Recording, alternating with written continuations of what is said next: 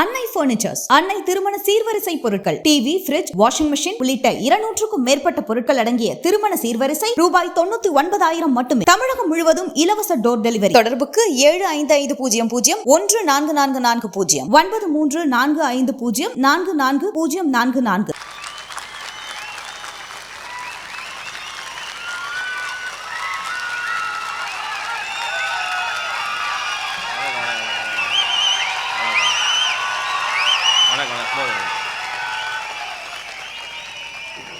Cloud computing மற்றும் டெவாப்ஸில் முழுமையாக தேர்ச்சி பெற ஆர்வம் உள்ளவரா நீங்கள்? இந்தியாவிலேயே முதல் முறையாக இகாஸ் கிளவுட் 1-to-1 மற்றும் குழு முறையிலும் அனுபவம் மிக்க பயிற்சியாளர்களால் ஆன்லைன் வழியாக வகுப்புகளை வழங்குகிறது. தினசரி மற்றும் வாராந்திர பயிற்சி வகுப்புகள் மூலம் கிளவுட் மற்றும் டெவாப்ஸ் சான்றிதழ்களை பெறலாம். மேலும் தொடர்பு கொள்ள www.ecascloud.com என்ற இணையதளத்தில் பார்வையிடுங்கள். சாதிவாரி கணக்கெடுப்பு, பஞ்சமர் நில மீட்பு என்ற இருவரும் கோரிக்கைகளை, லட்சியங்களை முன்வைத்து நாம் தமிழர் கட்சி நடத்தக்கூடிய இந்த பேரணி மற்றும் பொதுக்கூட்டத்திற்கு ஒருங்கிணைப்பாளராக,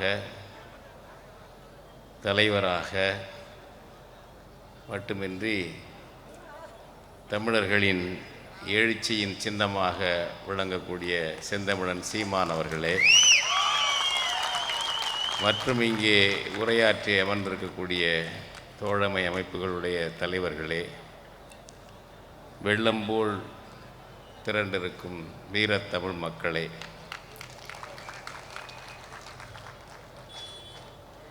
அண்மை காலத்தில் சீமான் அவர்களுக்கு ஒரு அதிர்ஷ்டம் பிறந்திருக்கிறது என்று கருதுகிறேன். அதிர்ஷ்டத்தில் எனக்கெல்லாம் நம்பிக்கை இல்லை. ஆனால் அவருக்கு ஒரு சோதனையை உண்டாக்க நினைத்தவர்கள் வேதனையில்தான் வெந்து போனார்கள்.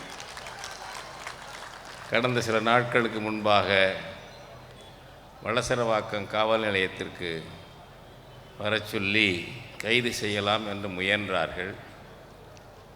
வானூர்தி நிலையத்தில் இறங்கியதிலிருந்து வளசரவாக்கம் வரை அணுவாக, நொடி நொடியாக அவருடைய பயணத்தை எல்லா தொலைக்காட்சிகளும் காட்டின. அங்கே முதலமைச்சர் ஸ்டாலினுடைய அனைத்து கட்சி சார்பான பிறந்தநாள் விழா, அவருடைய உரை எந்த தொலைக்காட்சியிலும் காட்டப்படவில்லை.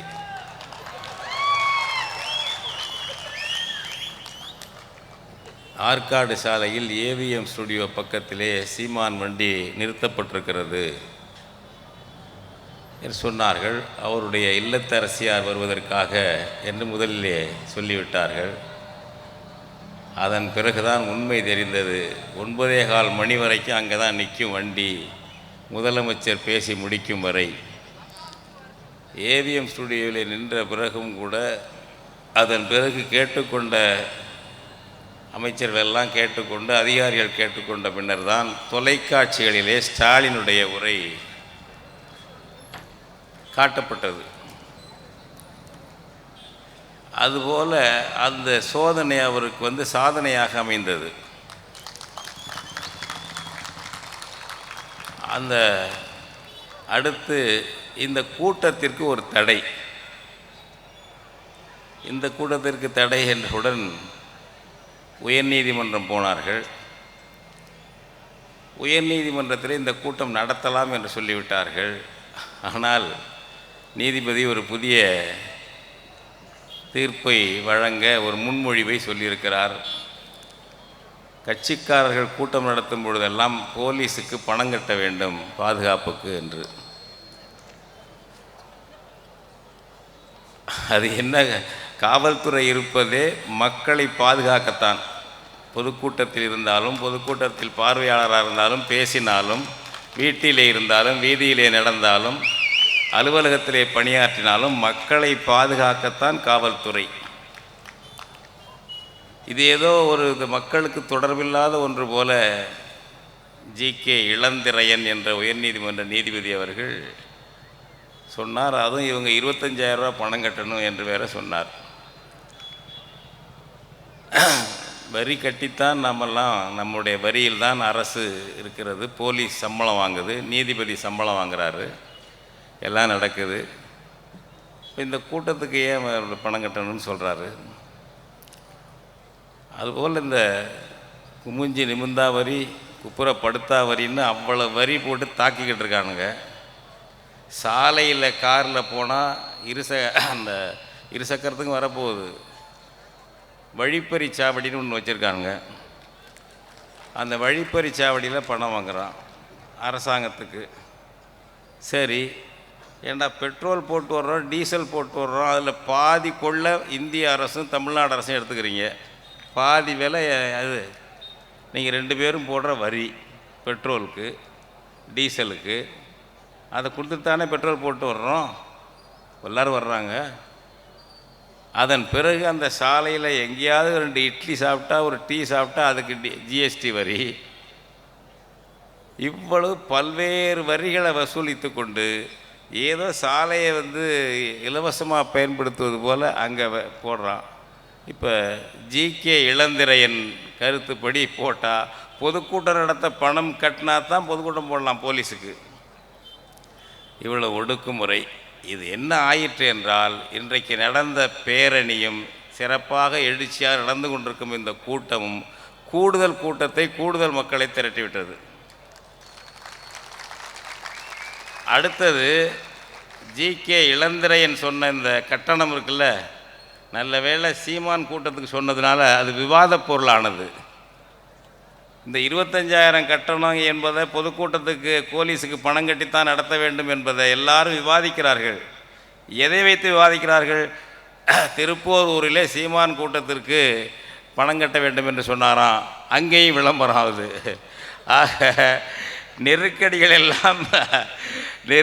எல்லாம் சாதனையாக அவருக்கு ஒரு புகழ் பரப்பக்கூடிய நிகழ்வுகளாக மாறுகின்றன.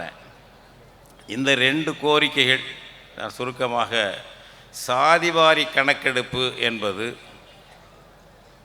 ஏன் இந்தியா என்பது 2 வேறுபட்ட தன்மைகளை முக்கியமாக கொண்டிருக்கு. ஒன்று இனங்களுடைய கூட்டமைப்பு. பிரித்தானிய பீரங்கிகளால் உருவாக்கப்பட்டது இந்தியா என்ற நிர்வாக கட்டமைப்பு. எனவே அதனால் தனித்தனி இனங்கள் எல்லாம் ஒரு பிரித்தானிய பீரங்கிகளின் வல்லுறவுக்கு பிறந்தது.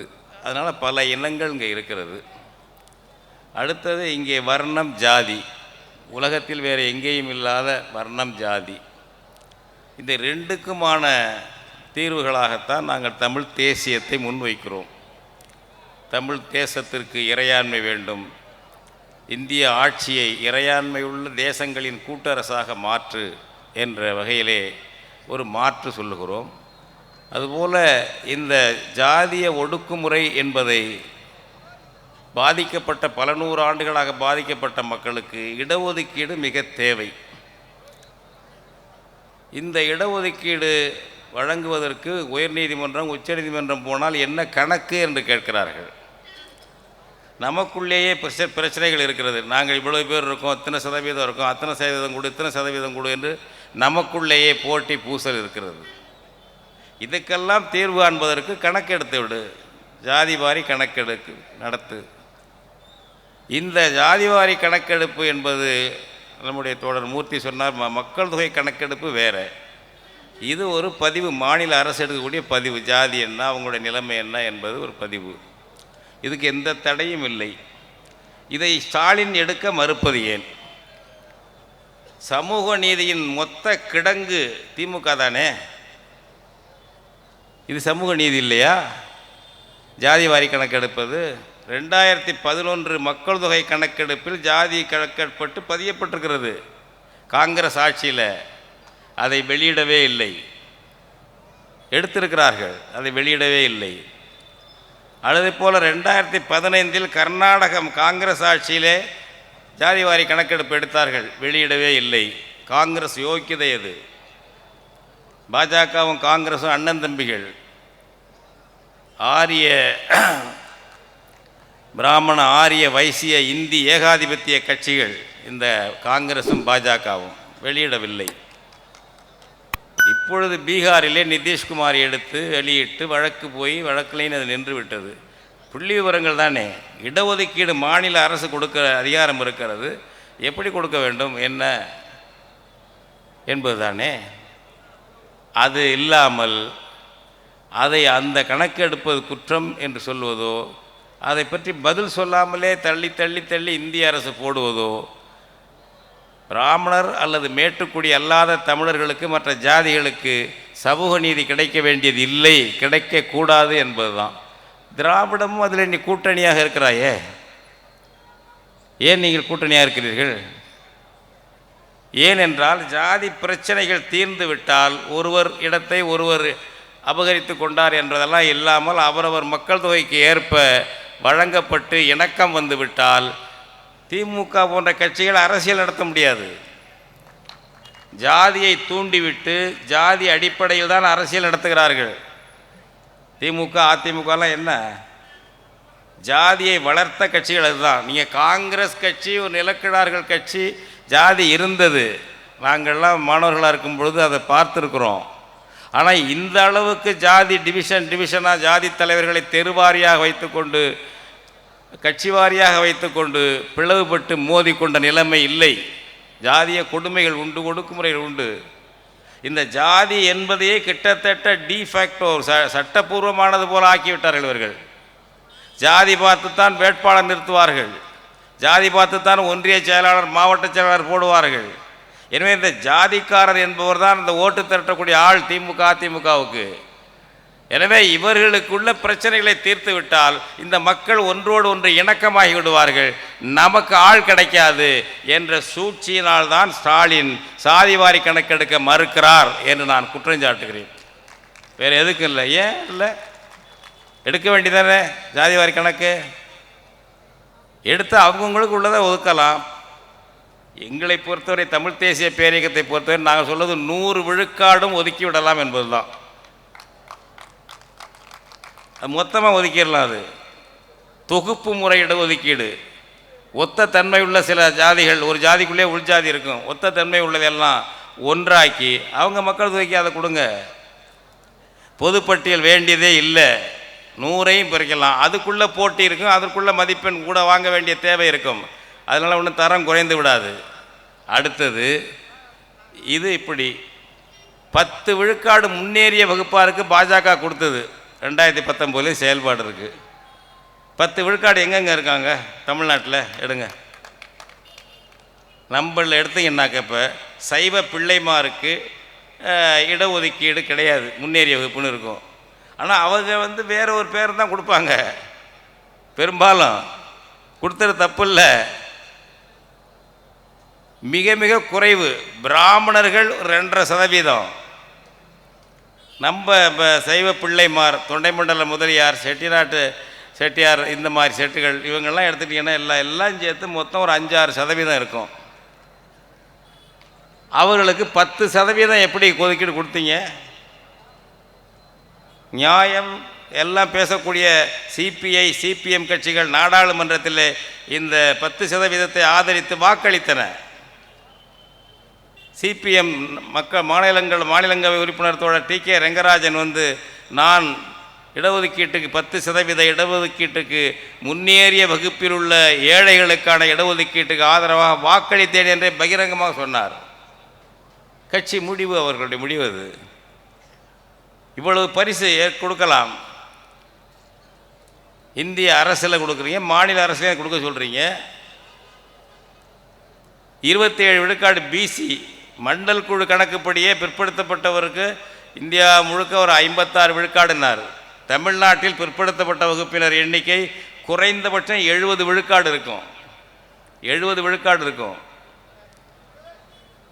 இதில் ஒரு 5-6% உள்ளவங்களுக்கு 10% கொடுக்குறீங்க. அப்போ பொது ஒதுக்கீடு 31 இருந்த பொது ஒதுக்கீடு 21 குறைந்து விடும் இல்லையா தமிழ்நாட்டில்? அதை பற்றியெல்லாம் கவலை இல்லை. ஏன்னா எதுக்கு இந்த பிரச்சனை? 100ஐயும் ஒதுக்கு என்ற ஒரு கோரிக்கையை நாம் இந்த சாதிவாரி இடஒதுக்கீட்டை வந்து சொல்கிறோம். இந்த கோரிக்கை சரியானது, கணக்கெடுன்னு சொல்லணும். இந்திய அரசு எடுக்கணும் மக்கள் தொகை கணக்கெடுப்பில், இந்திய அரசை வலியுறுத்தணும். ஆனால் அதை காரணம் காட்டி தமிழ்நாடு அரசும் எடுக்காமல் இருப்பது தவறு. ஏமாற்றுகிறீர்கள் மக்களை. பிற்படுத்தப்பட்ட, மிகவும் பிற்படுத்தப்பட்ட பட்டியல் வகுப்பு மக்களை ஏமாற்றுகிறீர்கள், வஞ்சிக்கிறீர்கள் என்று நாங்கள் குற்றம் சாட்டுகிறோம். அது மக்களிடம் போய் சேர வேண்டும். மக்களிடம் போய் சேருவதற்கு இன்றைக்கி ஒரு திறப்பு விழா போல இந்த கூட்டம், சிறப்பான கூட்டம் நடந்து கொண்டிருக்கிறது. அடுத்தது அந்த பஞ்சமர் நிலம் என்பது எல்லாரும் இங்கே பேசியிருக்கிறார்கள். சிறப்பான தீர்ப்புகளை சொல்லியிருக்காங்க நம்ம சந்துருவும் சரி. அதுக்கப்புறம் ஒரு அம்மா நீதிபதி தலைமையில் ஒரு அமர்வு, அப்புறம் ஹரிபரந்தாமன், இவங்கள்ட்டெல்லாம் வந்து இந்த பஞ்சமி நிலம் எப்போவோ கொடுத்தாங்க. 10 வருஷம் வரையிலும் அவங்க விற்கக்கூடாது, அதன் பிறகு விற்றாலும் விற்றுக்கலாம், போகலாம், என்னென்னவோன்னு இருக்குது என்னெல்லாம் சொல்லி பார்த்தார்கள். சாட்டையால் அடிக்கிறது போல் நீதிபதி சந்துரு கொடுத்துருக்காரு. விற்கவே கூடாது, விற்றா வாங்கக்கூடாது. பட்டியல் வகுப்பு மக்களுடைய துன்ப துயரங்கள், அவங்க நிலத்தை உழுது சாகுபடி பண்ணித்தான் மற்றவங்க நிலத்தை பயன்படுத்தக்கூடிய நிலைமை உலகத்தில் மக்களிடையே ஏற்பட்டது. அந்த மக்கள் நிலமற்றவர்களாக ஆக்கப்பட்டது வஞ்சகம் இல்லையா, சூழ்ச்சி இல்லையா? அதற்கு இந்த பட்டியல் வகுப்பு மக்களுக்கு பஞ்சமி நிலம் என்று வெள்ளைக்கார அரசு கொடுத்தது நியாயம். அதை யாருக்கும் அவங்க விற்கவும் கூடாது, அவர்கள் பயன்படுத்தத்தான் வேண்டும். நீ வாங்கி இருந்தால் அது செல்லாது என்று நீதிபதி சந்துரு தீர்ப்பு கொடுத்தார். மறுபடியும் அதை வந்து ஒரு அமர்வு, 2 நீதிபதி அமர்வு அதை உறுதிப்படுத்தியது. பின்னர் வேறொரு வழக்கிலே ஹரிபரந்தாமன் அதை உறுதிப்படுத்தினார். எனவே இன்றைக்கி உச்ச நீதிமன்றம் ஏற்கனவே இதை சொல்லியிருக்கிறது, விற்க உரிமை இல்லை, யாரும் அரசாங்கம் வாங்கக்கூடாது, வேறு யாரும் வாங்கினாலும் செல்லாது என்று உச்ச நீதிமன்ற தீர்ப்பு இருக்கிறது. இதையே பேசுறதில்லை, மற்ற கட்சிகளும் பேச வேண்டும். இல்லை, பஞ்சமி நிலத்தை கணக்கெடுங்க, கணக்கெடுத்து கொடுங்க. எப்படி அவர் வந்து இப்போ ஸ்டாலின் கணக்கெடுப்பார்? ஏற்கனவே இருக்கிற நிலங்களை பிடுங்கி அதானிக்கும் அம்பானிக்கும் சிப்காட் அமைக்கிற வேலையில் தான் இருக்கிறார். முதலாளியே இந்திக்காரனாக இருக்கணும், தொழிலாளியும் இந்திக்காரனாக இருக்கணும், தமிழன் வரக்கூடாது என்பதுதான் உங்களுடைய கொள்கை.